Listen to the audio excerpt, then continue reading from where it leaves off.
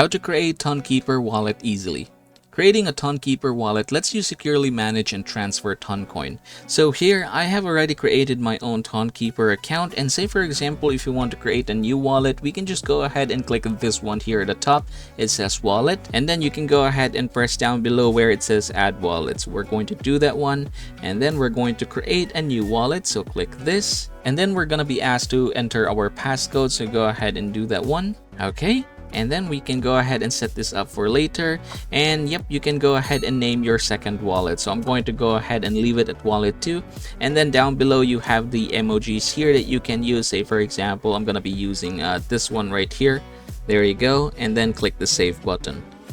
Alright, so now you can see that now we have 2 wallets, and that is how you're going to get this done. And as always everybody, please don't forget to subscribe to the channel and leave this video a like if it helps you out.